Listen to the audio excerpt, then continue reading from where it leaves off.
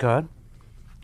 আজকে আমরা শ্রীকৃষ্ণের বিদায় বাণী, যা উদ্ধব গীতা নামে খুব বিখ্যাত, সেটি পাঠ করব।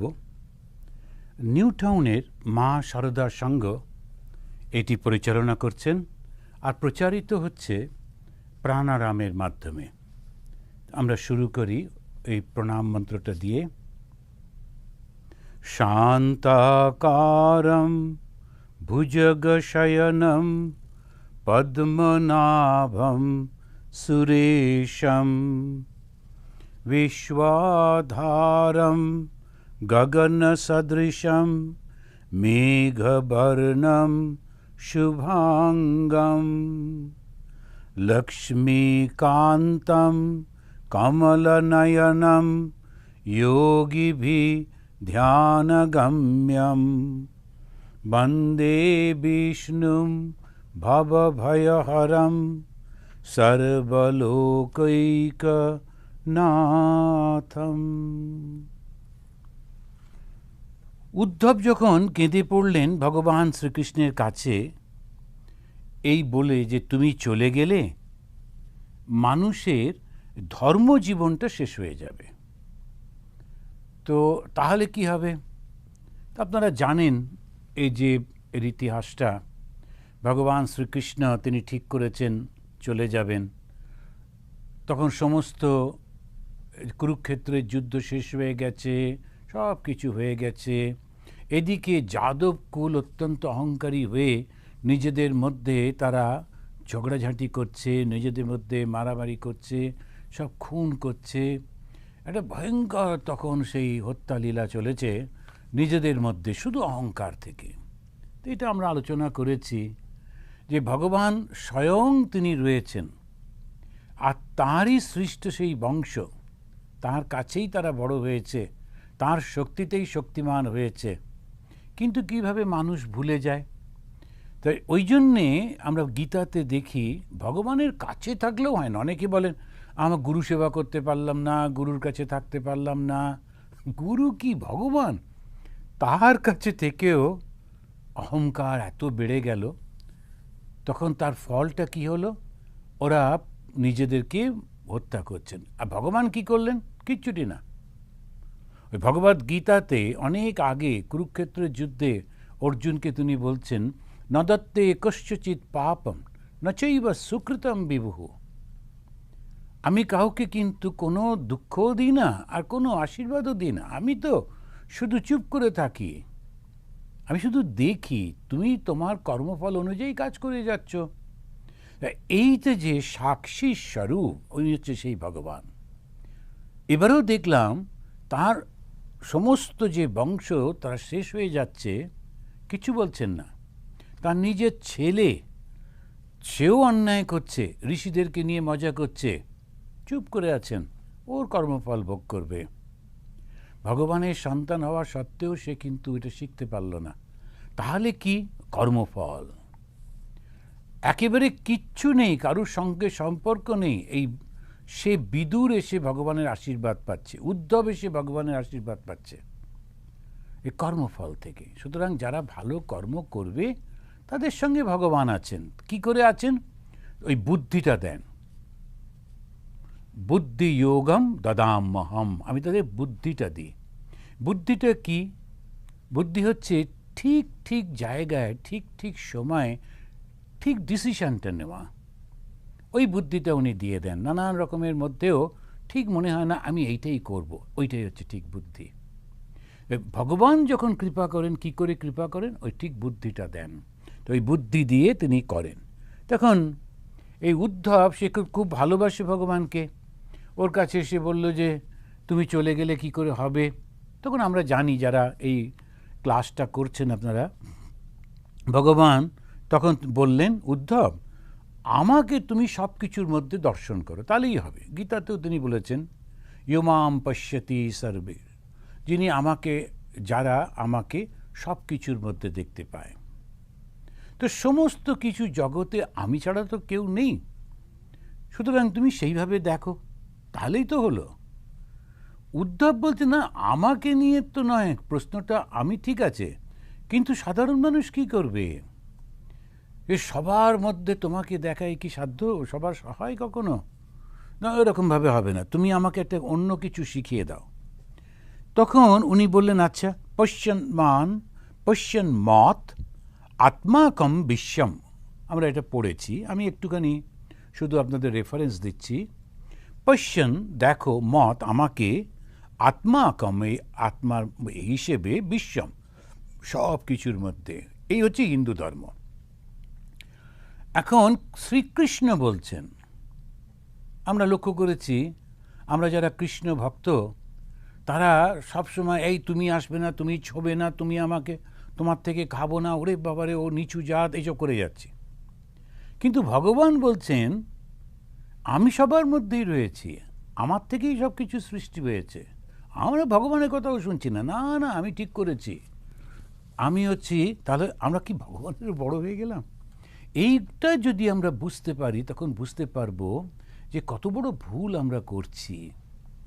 ভগবানের শিক্ষাটা না বুঝে যেটা করছি, হ্যাঁ ওটা হতে পারে খানিকটা হয়তো ধর্মের নামে একটু প্রতিপত্তি হলো, সমাজে কিছু লোক মানলো, আর আমি খুব গর্ব করে ঘুরে বেড়ালাম, কিছু খাওয়া দাওয়া ভালো হলো, এসব হলো টলো, কিন্তু ধর্ম হলো না, ভগবানের কৃপা লাভ হলো না। কেন?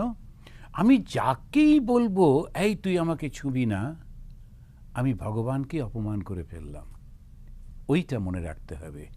এখানে উনি বললেন পশ্যন মত আত্মাকম বিশ্বম, প্রত্যেকটি প্রাণীর মধ্যে তুমি আমাকেই দেখবে। তা নিন্দা করব কি করে? এইটাই হিন্দু ধর্মের বৈশিষ্ট্য। অন্যদের সঙ্গে আমরা যদি তুলনা করতে গিয়ে লাফালাফি, ও কেন আমাকে জিভ দেখালো, আমি ওকে জিভ দেখাবো, এই সমস্ত করে বাচ্চাদের মতো ঝগড়া করে তো কোনো লাভ নেই। বুঝতে হবে আমাদের ধর্মটা বলছে সব কিছুর মধ্যেই ভগবান রয়েছে। এই প্রথম একেবারে এই তাঁর শেষ বাণীর প্রথম শিক্ষা দিচ্ছেন তার বন্ধু, তার শিষ্য, তার অনুগত জ্ঞানী উদ্ধবকে। তারপরে উনি বললেন, আচ্ছা উদ্ধব, যাদের জ্ঞান হয়েছে এই জগৎ সর্বদা পরিবর্তনশীল, তারা নিজেরাই সংসার বন্ধন থেকে মুক্ত হতে পারবে, তুমি অত চিন্তা করো না। যাদের জ্ঞান হয়নি, যারা চায় না সংসার বন্ধন থেকে মুক্ত হতে, এই সংসারের বন্ধনটা যাদের খুব ভালো লাগছে, তাদের জন্যে তো এখনই হইচই করে লাভ নেই। তারা আসুক না, একটু অভিজ্ঞতা করে টোরে আসুক, পরে দেখা যাবে ক্ষণ। এই মাঝে মাঝে আমাদের সমস্ত মিডিয়া তারা সব প্রকাশ করেন যে এটা ওনার 7 নম্বর বিয়ে, তারপরে বিরাট করে কি না, তিনি বিরাট একটা কেউ ছিলেন, একটা কোনো চিত্রজগতে সমস্ত। আর সাধারণ লোকগুলো মনে করে ওরে বাবা, এত বড় বড় লোক এরকম করছে, আরে ওটা একটা জীবন হলো। কিন্তু সে বুদ্ধিটা তো নেই। আর আমাদের এই যারা এরা সব ওই বিক্রি করবার জন্যে, কিন্তু এরা জানে না যে এরাই হচ্ছে শিক্ষক সমাজের, এরাই হচ্ছে গুরু, সেটা বুদ্ধিটা নেই। যারা করছেন তাদেরও এরকম করে সব, ফলে সমাজের মধ্যে ভুল মেসেজ চলে যাচ্ছে। যারা সত্যিকারের আদর্শ জীবন, তাদেরকে হাইলাইট করতে হবে, তখন সমস্ত লোকরা শিখতে পারবে। সেটা হচ্ছে না। এখানেই ভগবান বললেন যাদের জ্ঞান হয়েছে এই জগৎটা পরিবর্তনশীল, ওরা নিজেরাই নিজেদেরকে ঠিক করে নেবে। যাদের জ্ঞান হয়নি ওদের একটু চলতে দাও, কিছুদিন ধাক্কা টাক্কা খেয়ে ধীরে ধীরে হবে কোন। এখনই ওদের জন্য এত তাড়াহুড়ো করে কোনো দরকার নেই। উনি বলছেন সমুদ্রন্তি হি আত্মানম। আবার ওই 2য় অধ্যায়ের 19 নম্বর শ্লোকে বললেন যে তারা নিজেদেরকে রক্ষা করবে। তাতেও উদ্ধব বলছে না না, সে তো না হয় যারা যারা পারবে, সে কটা লোক পারবে। তাহলে সমস্ত লোকেরা কি করবে, তুমি তাদের জন্য কিছু বলো। উদ্ধব তখন যারা ওই মুক্তি চায় তাদের জন্যে, সাধারণ মানুষের জন্য যখন বললেন, তখন বললেন, ভগবান বলছেন দেখো, যারা সত্যি ভালো হতে চায় তারা কিন্তু জগতের এই চতুর্দিকে নানান রকমের শিক্ষা হয়েই চলেছে, ঠিক তার থেকে জ্ঞান লাভ করতে পারবে। তুমি ওটা নিয়ে ভেবো না। যাদের ওইটা ইচ্ছা আছে না, তখন সে বিভিন্ন জিনিসের মধ্যে থেকেই শিক্ষাটা লাভ করতে পারবে। তারপরে উনি বললেন ওই রাজা যদু আর সেই ব্রাহ্মণ যুবক অবধূতের গল্প। অবধূত সেই 24টা গুরুর আমরা সব পাঠ করেছি, যারা আপনারা ক্লাসটা অ্যাটেন্ড করছেন আর যারা করেননি এখনও নিশ্চয়ই এই ইউটিউবে আছে, দেখে নিতে পারবেন, তো কিংবা এই বইতেও রয়েছে, পড়ে নিতে পারবেন। এই 24টা গুরু তিনি ওই তার থেকে শিখছেন, বিভিন্ন জিনিস শিখছেন। এই শিক্ষাটা নেবার যখন বাসনা থাকে তখন কিন্তু ঠিক সেই গুরু এসে যান, তাকে শিক্ষা দেন বিভিন্ন রূপে বিভিন্নভাবে, সে কিন্তু ঠিক পথে চলতে থাকে। তাতেও যখন হচ্ছে না, না ও তো অবধূত, ও তো সে পারে, ও একটা পাখি উড়ে যাচ্ছে তার মাংসর দলাটা নিয়ে, একদল কাক তাড়া করলো, ও তখন দেখলো যে কী উৎপাতে, কী তারা কেন করছে, এবারে সেই খাবারটা ছেড়ে দিল মাংসর দলাটা। ওই বিষয় যখন সে ত্যাগ করছে তখন এই কাকেরা আবার ছুটলো মাংসের দিকে, চিলটা তখন আরাম করে গিয়ে গাছের ডালে বসে বলল, বাবা যাকগে যাক, ওরা ওই রকম নিয়ে মারামারি করুক। এ কি সাধারণ লোক বুঝতে পারবে? সেটাও হবে না। তুমি আমাকে আর একটু এমন কিছু বলো যাতে সবাই পারবে করতে। তখন ভগবান বললেন, এগুলো সব আমরা পাঠ করেছি, আলোচনা করেছি, আমি জাস্ট মনে করিয়ে দিচ্ছি। ভগবান বললেন স্বধর্ম পালন করো। ওই ভগবদ গীতাতে অর্জুনকেও বলেছেন, স্বধর্মে নিধনম শ্রেয় পরধর্মাৎ ভয়াবহ। স্বধর্ম মানে কি? যে কর্তব্যটা আমি স্বীকার করেছি সেই কর্তব্য পালন করো। যখন আমরা একটা কর্তব্য নিই, একটা দায়িত্ব নিই সমাজে, তখন আমরা একটা প্রতিজ্ঞা করি, ওথ নিই। ওই প্রতিজ্ঞা যেটা নিই, যে ওথ যেটা নিই, সেটাই যদি আমরা পালন করি তখন দেখবেন জগৎটা কি ভালো হয়ে যাচ্ছে আর আমার মনটাও শান্তিতে ভরে যাচ্ছে। আমরা কেন যে এটা বুঝতে পারি না ভগবানের এই কথা, স্বধর্মে নিধনম শ্রেয়, নিজের ধর্ম পালন করতে গিয়ে যদি আমি মারাও যাই ওটা অনেক ভালো। পরধর্মাৎ স্বনুষ্ঠিতাৎ, অন্যের ধর্মটা আমি খুব সুন্দর করে করতে পারি, তবু সেটা করা উচিত হবে না, তোমার ভুল হয়ে যাবে। এখন কেউ কেউ ওই সারা জীবন চাকরি বাকরি করলো কিংবা এসব পড়ালো টড়ালো করে টোরে, তারপরে শেষ জীবনে গিয়ে কী করবে, রিটায়ারমেন্টের পর 60-র পর আর কোনো কাজ নেই, ছেলে মেয়েরা বড় বড় হয়ে গেছে, আর মহা মুশকিল। আচ্ছা ঠিক আছে, আমি এবারে সুন্দর সাদা শ্বেত পোশাক টোশাক পরে একটা ধর্মগুরু হলাম, সবাইকে ডাকলাম, ডেকে ধর্মশিক্ষা। এবারে কিছু লোক এসে গেল, তারা আমাকে প্রমোট করতে লাগলো, বিরাট একটা ধর্মগুরু সে হলো। কিছুদিন পর দেখবেন ও খুব গোলমালে পড়ে যায়। তখন যাদেরকে পথ দেখাচ্ছে তারাও ভুল করে, যিনি দেখাচ্ছেন তিনি তো ভ্রান্ত হয়েইছেন। আলটিমেটলি নিজের খুবই কষ্ট হয়, খুবই অপমানজনক জীবনযাপন করতে হয় পরবর্তীকালে। কেন? ও স্বধর্মচ্যুত হয়ে গিয়েছে। সেজন্য স্বধর্ম যদি না করতে পারে তাহলে হবে না। এখন সৈনিক যুদ্ধে যাবে, সে বলল না আমার এরকম বাচ্চাটা, আমি তাহলে তার কাছে যাব, মুখ তমুক, এই তো সবাই নিজের নিজের সন্তানের কাছে থাকে, আমি কেন? নিজের জায়গাটা ছেড়ে দিয়ে, পোস্ট ছেড়ে দিয়ে লুকিয়ে টুকিয়ে বাড়িতে চলে এলো, মাকে বলল মা আমি তোমার ছেড়ে থাকবো না। তখন চতুর্দিকে তার নিন্দা হবে, তারপরে অ্যাজ পার দ্য ল ওকে অ্যারেস্ট করে নিয়ে যাবে, সব কিছু নষ্ট হয়ে যাবে। সেই সময় আমি যখন সৈনিক হয়েছিলাম তখন আমি দায়িত্ব নিয়েছিলাম, কথা দিয়েছিলাম যে যুদ্ধের দরকার হলে আমি আমার প্রাণ দেবো, তাই দেবো। তখন আমি আর মা বউ ছেলে মেয়ে কারোর কথা ভাববো না, আমার কর্তব্য কর্ম করব। রাজাও তাই, যে অন্যায় করবে তাকে শাস্তি দেব, সে আমার ছেলে হোক আর নাতি হোক। তখন সারা জীবন লোকেরা ওদেরকে প্রশংসা করবে, কিন্তু অতটা শক্তি আমাদের থাকে না। ফলে যেই আমার নিজের লোক হলো অমনি লুকোতে শুরু করলাম, এবারে লোকেরা সব নিন্দামন্দ করতে লাগলো, নানান রকমের একেবারে এই মূর্তিটা বানিয়ে নিজেই আমার নিজের মূর্তি বানিয়ে নিয়ে বসে আসলো। তারপরেতে কোনো পাখি এসে যদি নোংরা করলো অন্য লোকেরা খুব খুশি, যাক পাখিটা ঠিক ঠিক করেছে, আমরা করতে পারিনি। এখন এইভাবে অপমানিত হতে হয়।